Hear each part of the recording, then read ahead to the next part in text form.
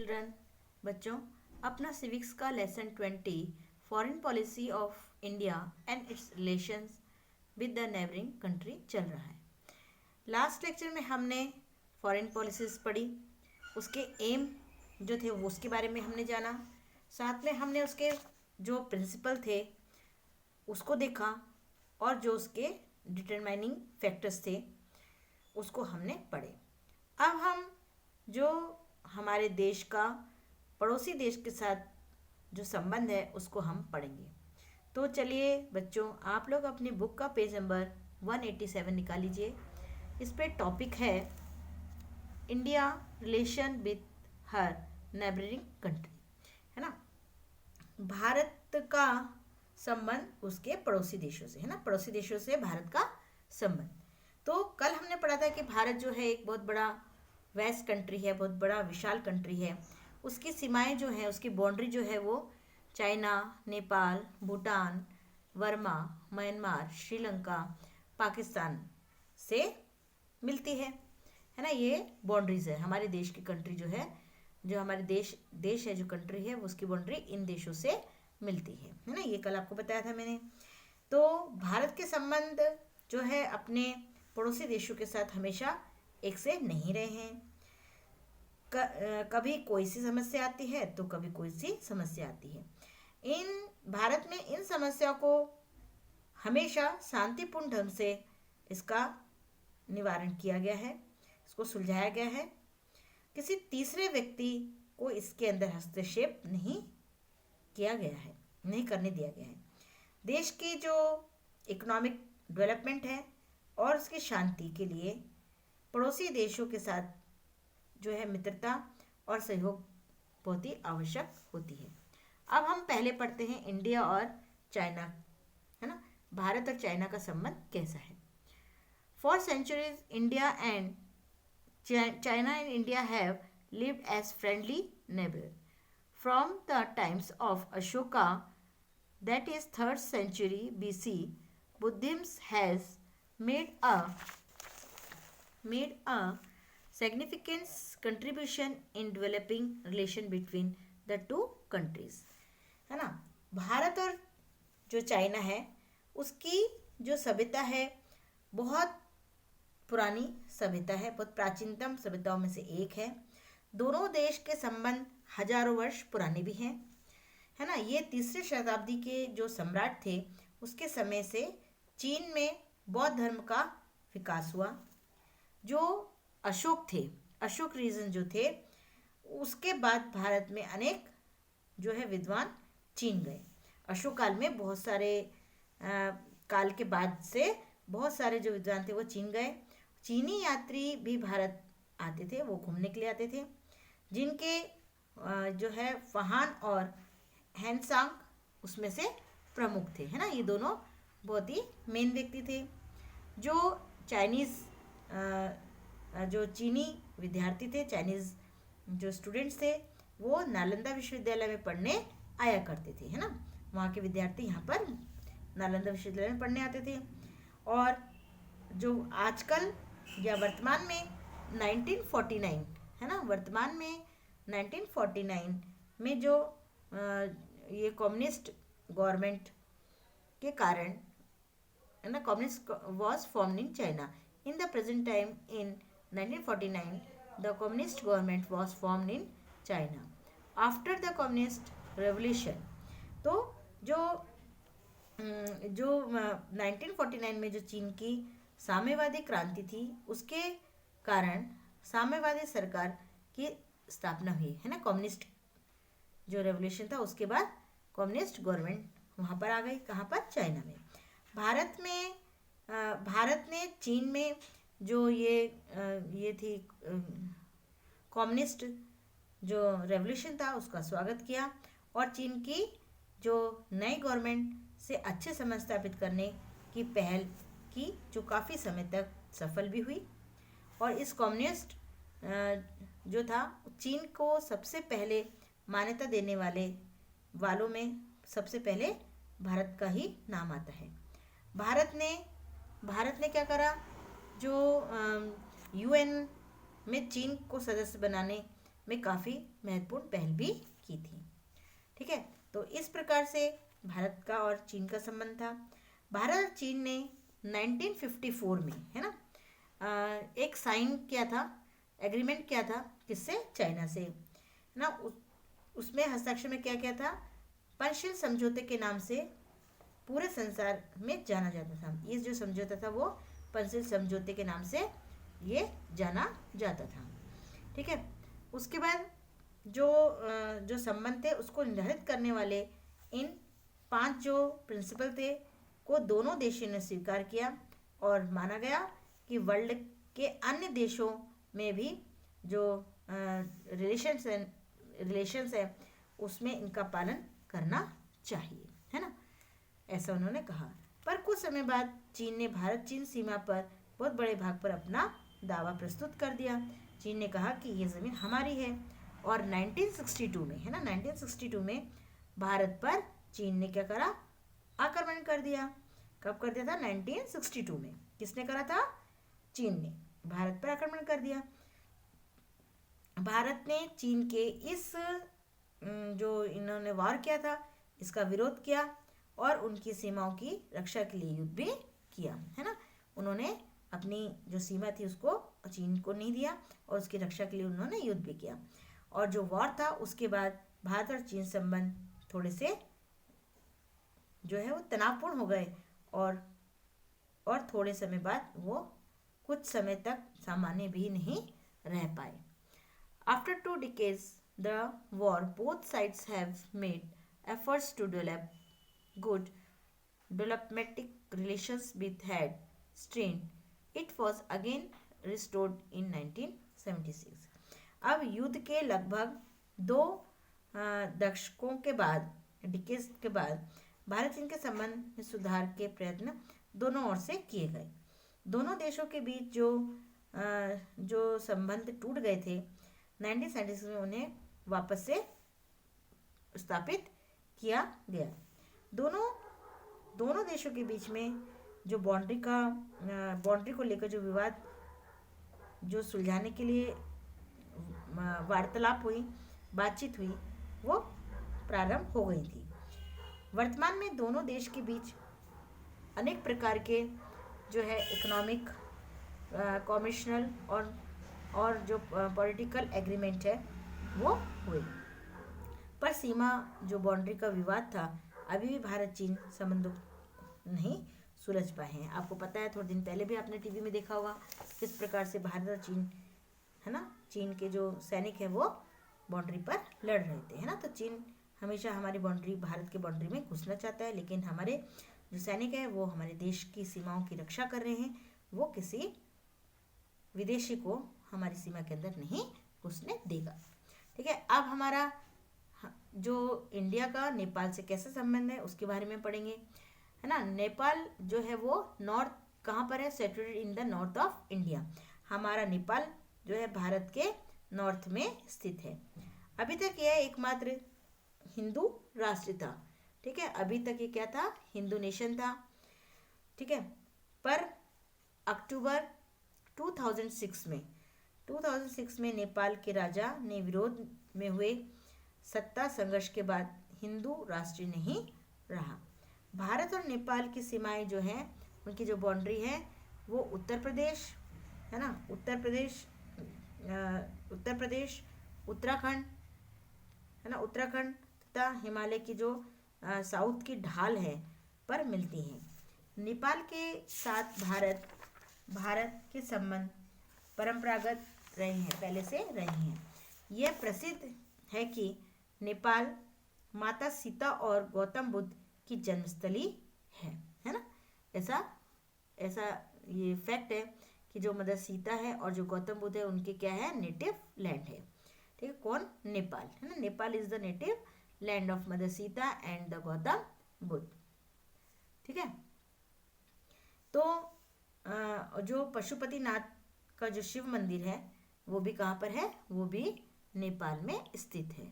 बहुत बड़ा मंदिर है ये भी कहाँ पर है? Shiva temple known as Pashupatinath, ये कहाँ पर है? लोकेटेड इन द नेपाल, ये नेपाल में स्थित है। और ये जो भारतीय लोग हैं उनका एक प्रमुख जो है धार्मिक स्थल है। जैसे यहाँ पर महाकाल है ना, ऐसे वहाँ पर भी पशुपति का मंदिर है। कहाँ पर? नेपाल में। भारत और नेपाल में जो पॉलिटिकल और जो इकोनॉमिक संबंध है वो भी मजबूत है। भारत के जो डेवलपमेंट प्लान्स हैं के लिए नेपाल को 8 करोड़ का अनुदान जो है वो भी दिया गया है ना। क्या दिया गया है? जो है अनुदान दिया गया है। नेपाल ने 1949 में 1974 के अंदर जो है इंडस्ट्रियल और जो टेक्नोलॉजी का है उसका सहयोग बनाने के लिए समझौता किया। इस प्रकार भारत ने नेपाल के जो सोशल और जो इकोनॉमिक डेवलपमेंट है उसमें काफ़ी सहयोग दिया है। भारत ने नेपाल में 204 किलोमीटर लंबे जो है 204 किलोमीटर जो है ईस्ट वेस्ट हाईवे जो कि महेंद्र राजमार्ग कहलाता है ना, उसके निर्माण में 50 करोड़ रुपीस जो है 50 करोड़ रुपए को दिए थे। वीर अस्पताल के जो आउटडोर पेशेंट्स हैं भी भारत के सहयोग से बना था। 1950 में नेपाल के साथ जो है वो क्या हुआ, एक साइन किया गया था ट्रेड के रूप में, है ना, व्यापारिक संधि की गई थी। भारत ने नेपाल को जो समुद्री मार्ग था, है ना, समुद्री मार्ग की सुविधा भी दी। भारतीय सुरक्षा की दृष्टि से नेपाल की विशेष स्थित है। नेपाल चीन और भारत के बीच स्थित है। नेपाल कहाँ पर स्थित है? चीन और भारत के बीच में। 1950 में भारत नेपाल के बीच हुई जो ट्रीटी थी, है ना, जो संधि थी, ट्रीटी थी उसके अनुसार भारत और नेपाल को अपनी सुरक्षा के लिए जो है शस्त्र आयातित करने की सुविधा देगा।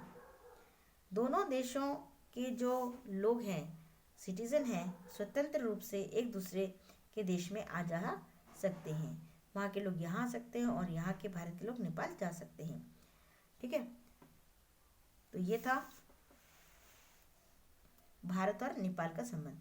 नेपाल से बहुत से जो विद्यार्थी हैं वो भारत पढ़ने के लिए आते हैं और नेपाल में अक्टूबर 2006 के अंदर जो परिवर्तन हुआ था, इस सत्ता परिवर्तन के परिणाम क्या हुआ, राजा का पद समाप्त कर दिया गया और वहाँ पूर्ण डेमोक्रेसी सरकार स्थापित हुई।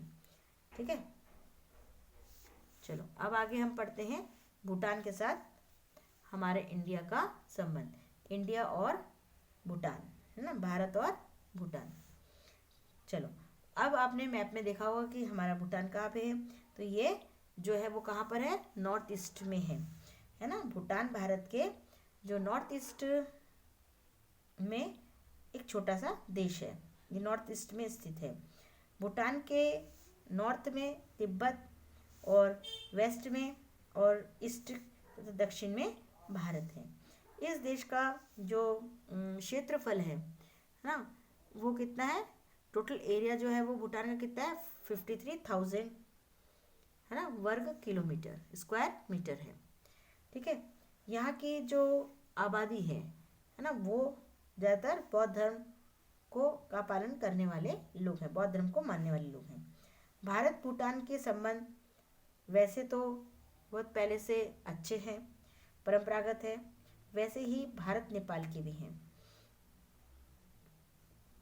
ठीक है, उसके बाद कैसे संबंध है इसके, जैसे हमारे भारत और नेपाल के संबंध है वैसे ही भारत और भूटान के भी संबंध हैं।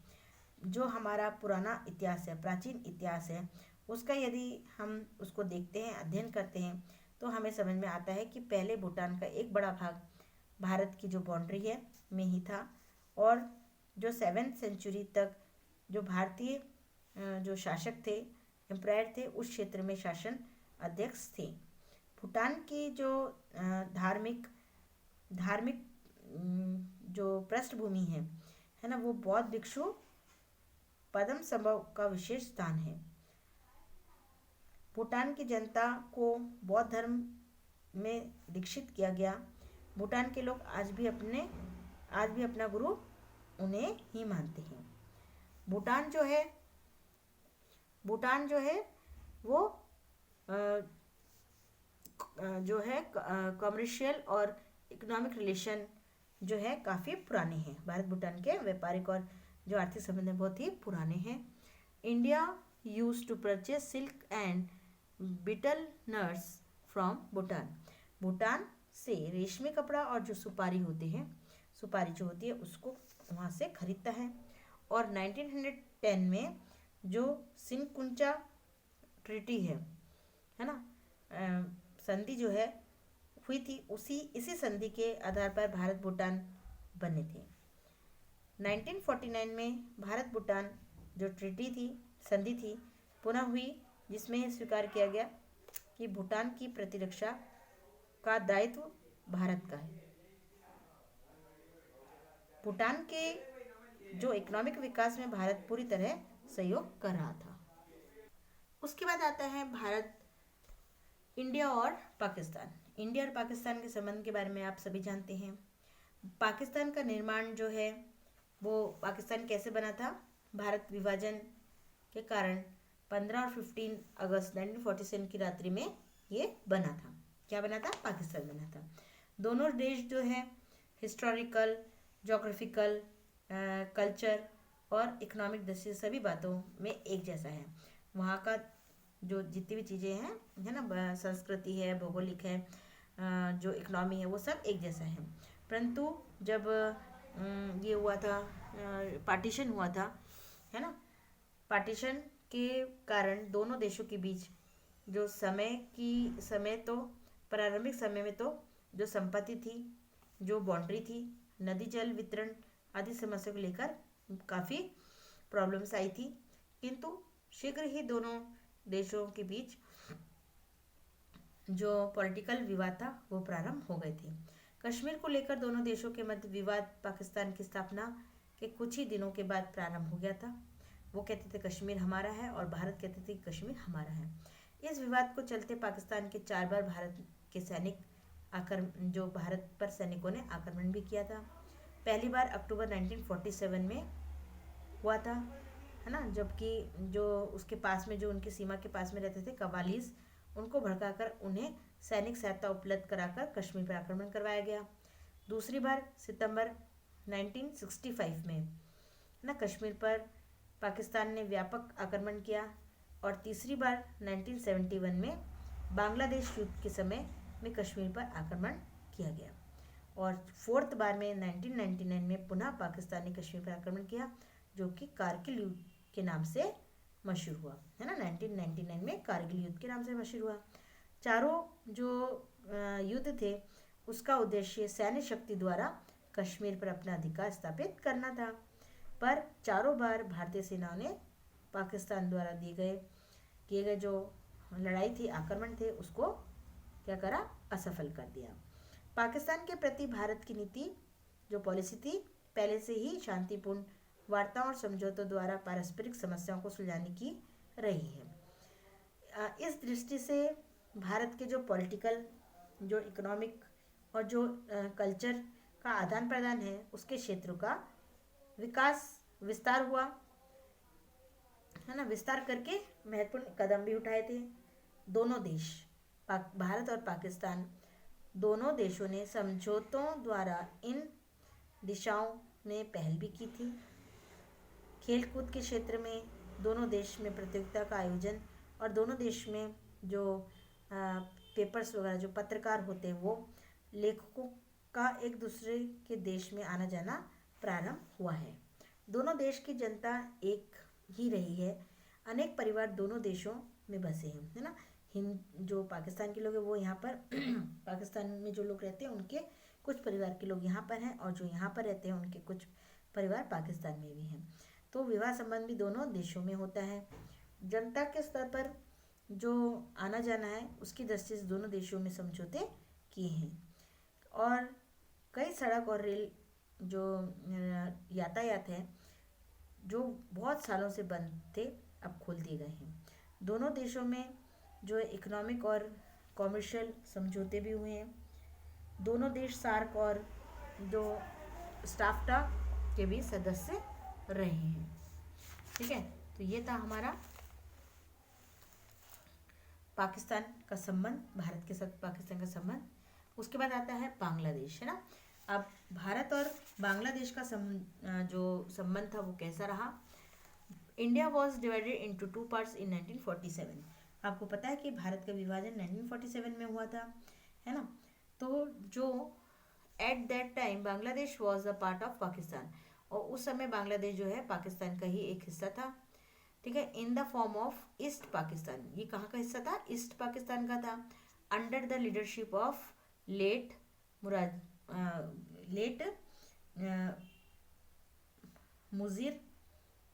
मुजीर बुरहान, उनके नेतृत्व में था।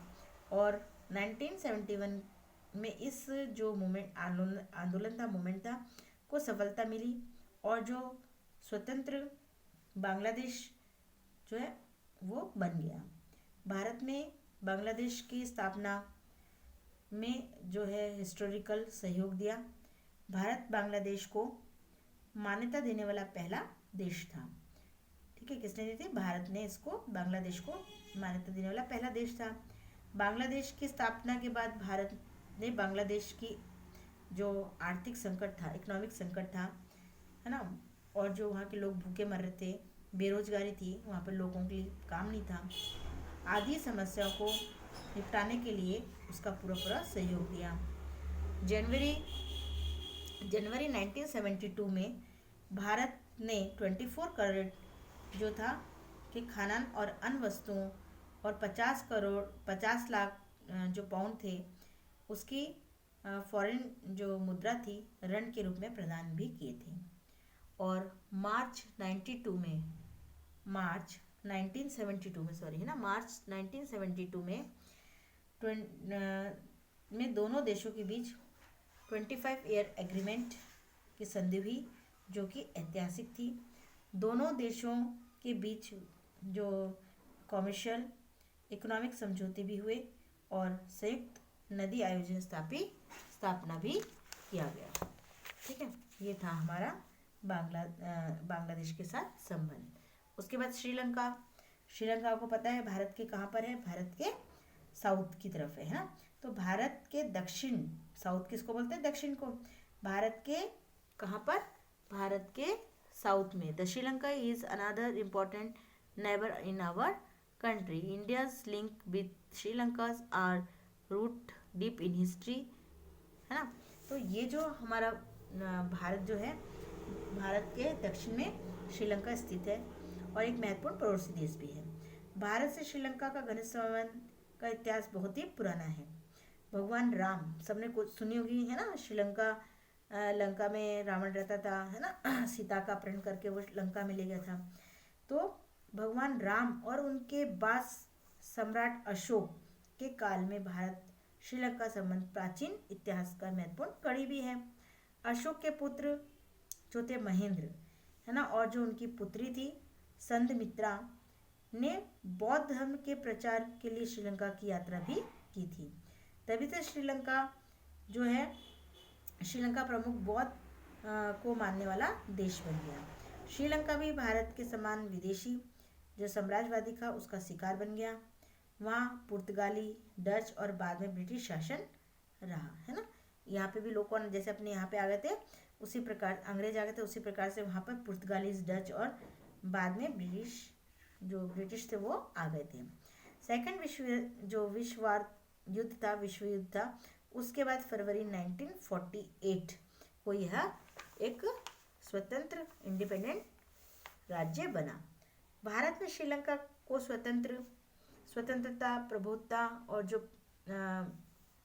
उसकी अखंडता है का सम्मान करने की घोषणा की, है ना। भारत ने इसकी घोषणा की कि श्रीलंका को की स्वतंत्रता, उसकी जो प्रभुत्व है उसको सम्मान किया जाए।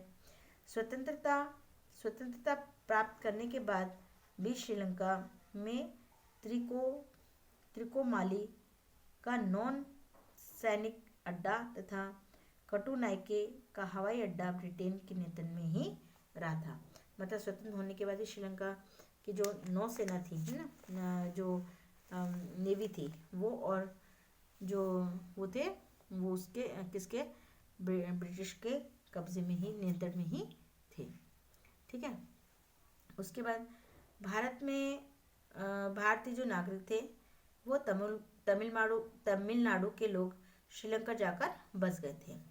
जो भारत के नागरिक थे जो तमिलनाडु में रहते थे वो लोग श्रीलंका में जाकर बस गए और वहाँ चाय और रबड़ के बागानों में काम करते थे। श्रीलंका के साथ भारत के अच्छे व्यापारिक संबंध थे। पॉलिटिकल के क्षेत्र में भी भारत श्रीलंका के साथ सहयोग और अनुकरण करता था।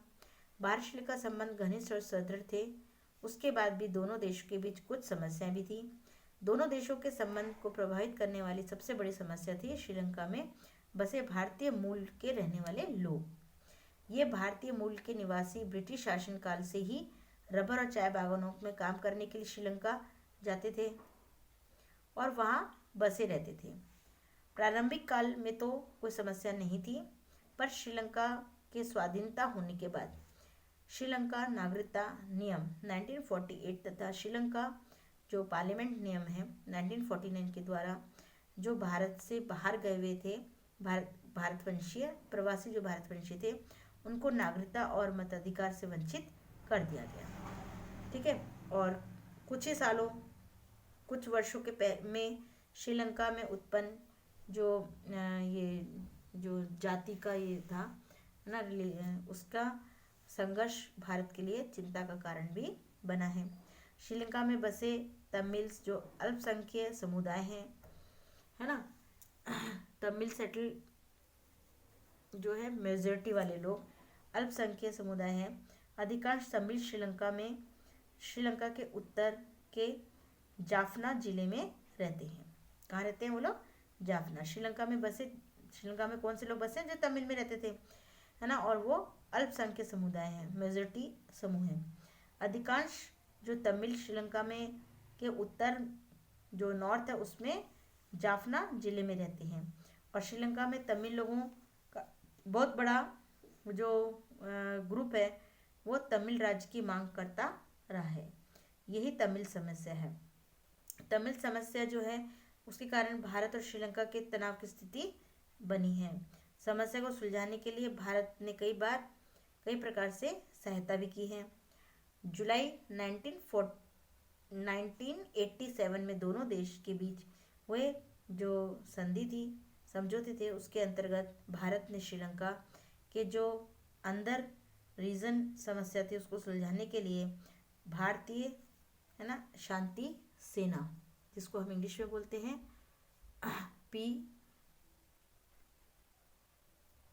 India peace keeping force, IPKP, है ना, ये IPKF, इसको भेजकर सहायता दी थी। ठीक है।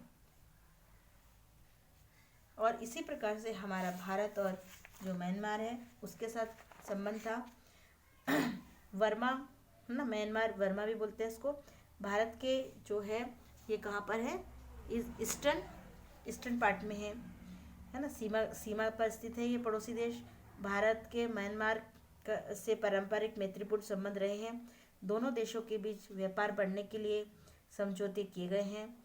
दोनों देश कौन? भारत और जो वर्मा है, जो तस्करी, है ना, स्मगलिंग की समस्या है, अवैध रूप से सीमाओं को पार करने की घटनाएं होती भी रही हैं। 1987 में जब भारत के प्रधानमंत्री वर्मा गए थे उस समय भारत और म्यांमार के बीच नशीले पदार्थों की तस्करी और अवैध कार्यों को नियंत्रित करने में एक दूसरे के साथ पूर्ण सहयोग करने का संकल्प भी किया था। और आज हमारा संबंध उनके साथ कैसा है? उनके साथ मैत्रीपूर्ण का संबंध है। आज हम उनके साथ मित्रतापूर्ण